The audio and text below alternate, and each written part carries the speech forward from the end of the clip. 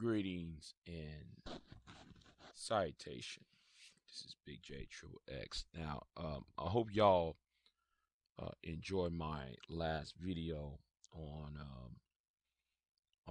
drafting um, Malcolm Nance for 2024. But let me add on another video. I meant to do this. I meant to do this video and the last video for 2 months now, and I decided to delay this video, especially based on the results of the the uh, the election, the primary election in Wyoming, which was the sole the Wyoming at-large congressional seat. I was waiting for that, and also I was trying to look at how Liz Cheney was going to survive or not survive, waiting for the results of ever since her opposition to the Trump um, administration and Donald Trump himself, President Trump himself. So now it's late, the latter part of September, entering into October, and Miss Cheney has lost her primary to a lady by the name of I'm trying to remember her name. Forgive me. By the name of Margaret Hagman, and her and I said though ever since then that she will be a new rise. See, a lot of people was writing obituaries to Miss Cheney's political career, but I know better. And what happened recently when she came down here to Texas, to Austin, and was interviewed by the Texas Tribune. And if I do not have the video up at the beginning of this video, then therefore I will put it in the links in the description box. But Liz Cheney made a daring, and I even predicted this, uh, a daring statement that she will do anything possible.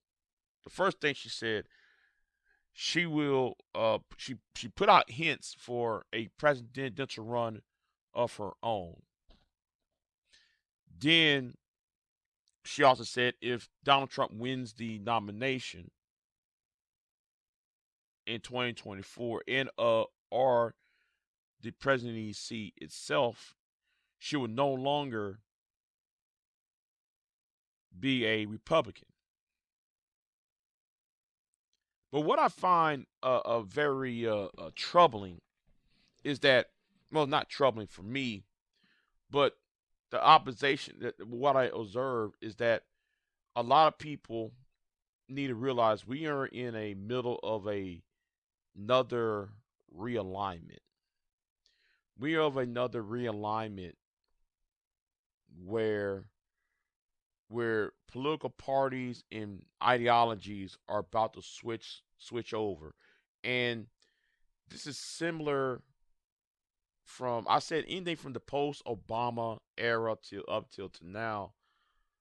What you're witnessing is something not seen since 1964, when you have because of the Vietnam War and the assassinations of the 1960s, you have 3 or 4 candidates, major candidates running for the White House. Like in '64, we had Hubert Humphrey versus Nixon versus George Wallace. Before that, we had the 1948 election when Harry Truman faced a Democrat who faced the Dixiecrat by the name of Strom Thurmond, another Democrat a liberal Democrat on his right named Henry Wallace from the Progressive Party, and the liberal Republican, who was a liberal himself, Tom Dewey. Um, when the last time the Republican Party nominated a liberal, and this is also similar to the 1912 election itself, and so forth. So, so what I'm saying is we're having a realignment election where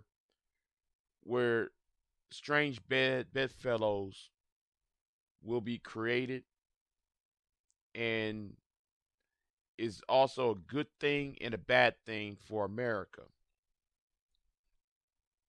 Well, depending on who you ask, though, but the hypocrisy, and I have to explore this before I go in on the before I continue, is when I look at the voting record of Miss Cheney and how the Trump supporters, the MAGA, and I view MAGA as a cult of personality rather than a ideology. They're a cult of personality, and they show their hypocrisy and contradictions on what MAGA meant and what conservatism really is about. And the reason why I'm saying this is because it goes back to Miss Cheney. Because if you go by the voting record, Mrs. Cheney, according to let me try to find if you excuse me, if you find her voting record and her I seem to forgot um I seem to forgot the evidence. Yeah, okay. According to um according to political, the Bookings Institute, and and other thing, Liz Cheney is has voted more times with Donald Trump than any other Republican in the House of Representatives. What does that mean? It means, though, a lot of the MAGA folks are hypocrites and are trapped in the cult of personality, despite the fact that Trump can say any and do anything, he's still bad. And it's kind of like how the George Wallace campaign of 1964, no, 68, demonstrate the need for how how Southerners gravitate, or paleo conservatives rather, in the South gravitate towards this ultra nationalistic view of the world, and how America can't do no wrong, and how America is very uh this this this thing this thing that's called America first, and it shows um um it shows I have to say this again, the contradictions, the gulf of contradictions. So, but back to Miss Cheney, though. Back to Miss Cheney. Um, Despite the fact that she vote 90%, 93% with Donald Trump, even more than her, even more than Donald Trump's um, chief of staff, who's also was a congressman, Mark Meadows. That's also, I find that very uh very interesting. But as for Miss Cheney, I think Miss Cheney will run for the Republican nomination, and whether she wins or not, and I don't think though she will. I think what the Democrats should do is create a pitch, same way like what's going on in the state of Utah. I think if the Democrat Party was smart, and I'm not holding my breath on their intelligence, but if they were smart, they would try to create a national union party of the 21st century. Well, Big J, what do you mean the national union party?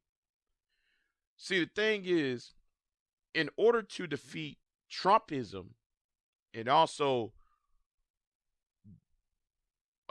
downgrade wokeism, you need people who isn't trapped by these two ideological poisons in American discourse. Well, back in 1864, using this as an example for I'm using Liz Cheney. I'm floating this idea out there. Let's say Liz Cheney um, represent the old guard of republicanism, the neocon, and I'm gonna get back to the pros and cons of her candidacy in a minute, but I'm setting up the I'm just setting up the you know so I'm just setting up the deck here for y'all. So let's say if she loses the Republican nomination and Democrat convention is right around the corner, and she gets picked up as VP or Secretary of State. I think though um, that would garner votes, and I'm gonna talk about the um, the plus side here.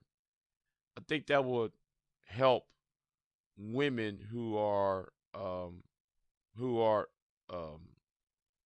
conservative women who are repulsed by um, by the by Trump's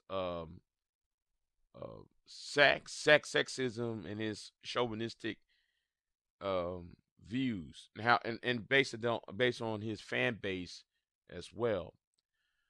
I also believe though, because she comes from a mountain state, I think she would buff.